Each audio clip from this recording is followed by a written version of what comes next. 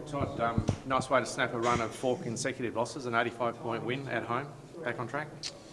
Yeah, look, I think the last couple of weeks we've played pretty good footy as well in the Claremont and the Perth game, and small, pockets of both games really probably cost us dearly. Conceded, some quick scores, and for the most part we were pretty good. We think we've been building for 3 or 4 weeks. Our footy's been pretty much working back to what we were earlier in the year, and at times today we played some great footy. At times it was a pretty ugly game, but I thought our boys were good.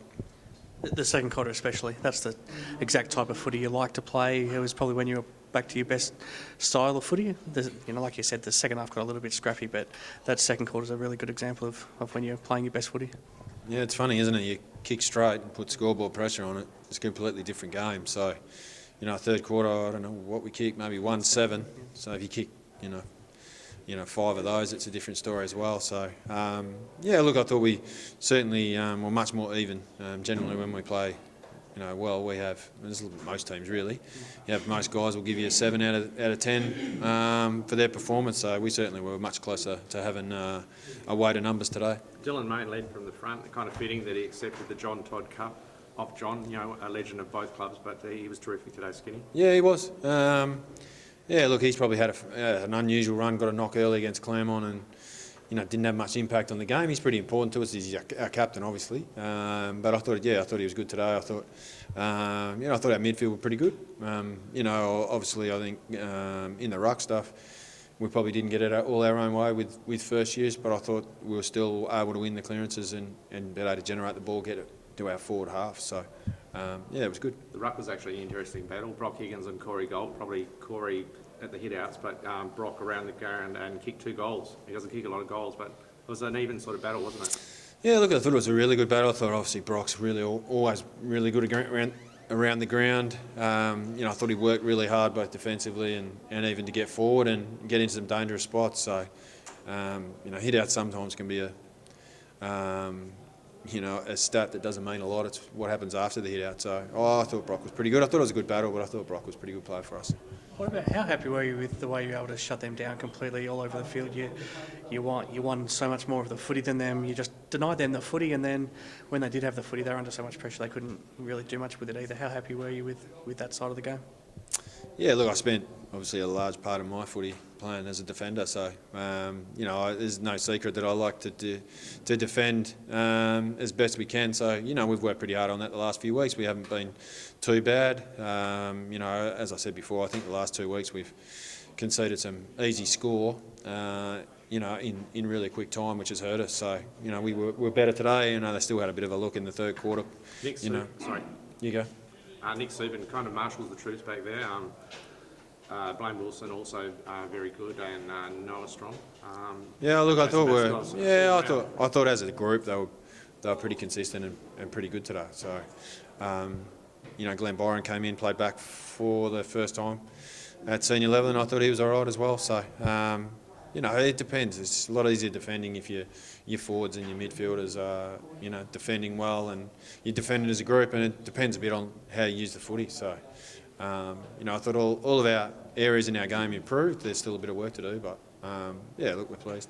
Hayden Schleuf, seemingly on one leg, but finishes the match with 32 possessions and 10 marks and does have an impact.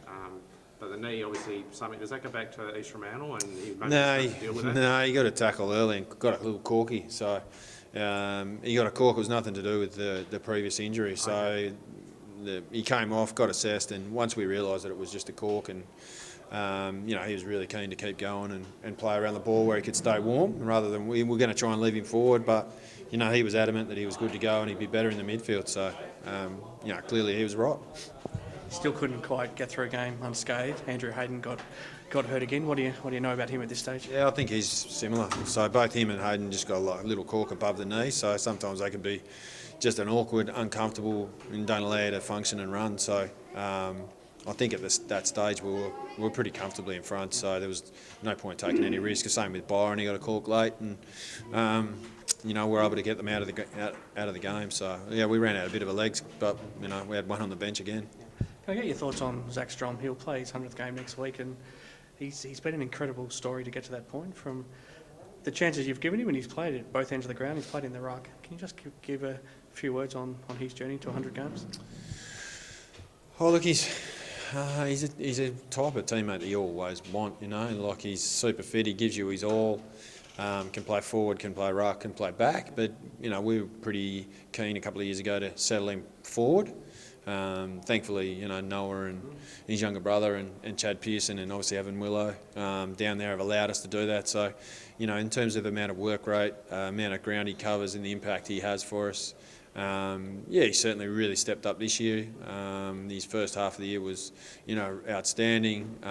But him, like probably all of the guys, you know, in the last 3 or 4 weeks have probably been a bit inconsistent. But I thought he worked and did some really good things for us today. And you know, it'd be a great effort for him to get 100 games, and I'm sure he'll be proud. But we just want to keep improving as a group. Who have you got in coming weeks, starting next week? Who have we got? Yeah. East Perth next week, I think, Perth, up at level. So, it was pretty close against them last time. But we've got some sore boys, so we'll just recover and prepare like we always do. But we like playing up there, so it'll be a good game, I think. Apart from the sore boys, you don't have that many to come back in, and Adam McIntosh maybe, but he's seasoned now, but you're pretty much at full strength. Josh Collard come back today. Good stats. And he was in our side earlier in the year before he got injured, so you know he'd be one that'll be pushing as well. Bletchenden, Delafranca, I think 4 of our back 6 today. Miguel went back today. Thompson went back today, so they're obviously in the mix. Vanderlewis should play next week. Ward? Ward's around the mount, so we think we've got plenty there. You know, we left out a few there as well, but the important thing is to have them all fresh and available, so that's what we're trying to work on. What's been up with Vanderloo? He had a knee reco, so he's missed about 18 months, but he's building, trained well this week, so hopefully next week he'll play some minutes.